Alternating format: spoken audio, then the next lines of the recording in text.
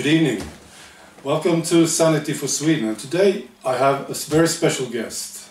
He's now a very good friend of mine. We have met just 2 hours ago and we have talked. And this is Swede Speaks. Yes, thank you very much. Welcome. Thank you. So I just wanted to ask you a few questions. Absolutely. Go ahead. About your life and your videos.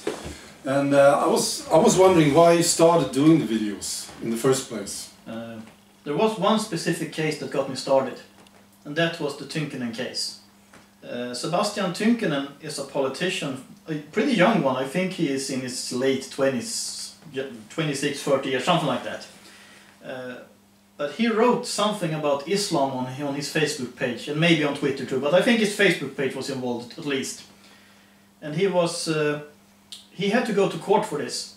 And he was sentenced for hate speech and crime against religious peace. I guess they meant crime against the religion of peace, so to speak. Mm-hmm. And this case got me started because then I made a video on Facebook where I complained about this and how I didn't want Finland to turn into Sweden and that they should have freedom of speech and things like that. And after I did that, I thought maybe I could do this on YouTube too. And the thing is, I mean, I'm born in Sweden, a Swedish citizen by birth, although now a Norwegian citizen. But my father's side of the family came from Finland in the 50s. And I've been a lot to Finland when I grew up, and I also traveled there a few times every year. So I have a close relationship to that country. And when I noticed that they are starting to do the same crazy stuff as Sweden and many other Western European countries, I just thought, not you guys too. And then I just started talking about things that I was interested in, and things that I thought, this is wrong and we need to do something about this. It's excellent. So this was January last year? Yes. Yes. And then you went on to YouTube? Yes. My first video was uploaded on January 17th, 2017. It's a quite easy date to remember. Yeah, very good. So did you ever consider stop doing videos, or did you just go ahead and do them and just continued? What happened? Well, to begin with, I just started doing them because I couldn't keep quiet, and then I started getting some growth. I remember the one night when I went from 55 to 400 subscribers in one night. All right. That was crazy. I think it was related to Peter Springare.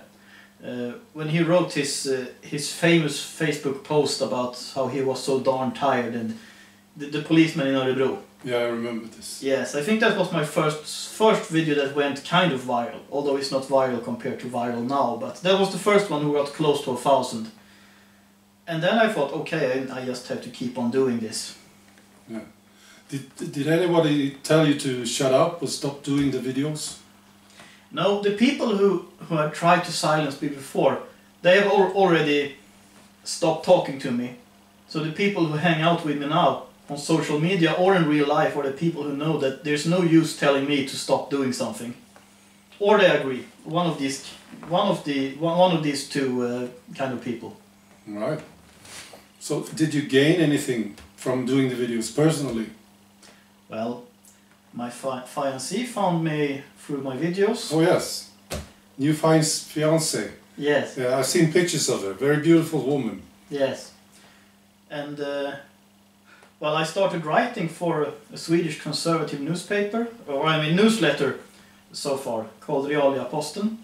Mm-hmm. I always recommend people to subscribe to it, but it does cost money. I think it's 100 kronor per year or something like that. Right. I always get a free copy, and then personal. I mean, I got new friends, for instance, I found your channel and you found my channel, and we started communicating. Yeah.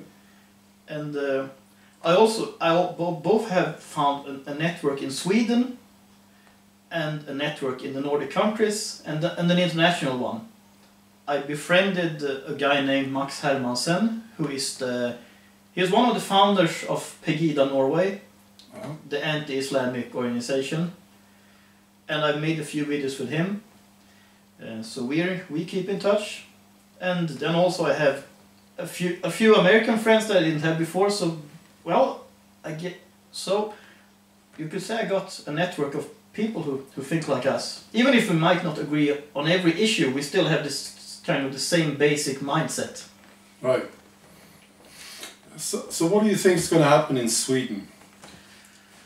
I think there's an election coming up in September. Yes. I am guessing that the Sweden Democrats will at least keep their numbers and they might grow. I'm a little unsure of that because the moderate party are trying to sound like the Sweden Democrats. And some of their old voters might get fooled by this and go back to them. Please don't do that, but I think some of them will. So I'm not sure, but I have a hard time seeing the Sweden Democrats being at less than 25%. If they would make a really good election and get somewhere around 35% or something like that, at some point the other parties cannot neglect them anymore. The question is, where is this critical mass? At which point? I mean, like the Danish People's Party in Denmark, they were ostracized by everyone, but then they started growing and growing and growing, and eventually the other parties had to talk to them because they couldn't ignore them anymore. And that's what I'm hoping for. But what might happen is that the Sweden Democrats gets 25%, the Social Democrats and the moderates form a government together and keep them out, and they might adopt a few of their policies but not enough, and you will get one of these half measurements. What do you call that? I don't know. Yeah, you know what I mean. Halv mesyr. You get something not enough. You get maybe a little more sane politics. But I think the Green Party, hopefully they will fall out of parliament, and that would be a really good thing. Yeah. Some of their voters will probably go to the feminist initiative, but probably not enough to get them in. So that's what I'm hoping for. Good point. Yeah, we need the Green Party to get out of the parliament. Yes. Because they are actually responsible for the open borders that we had and still have in Sweden. All right.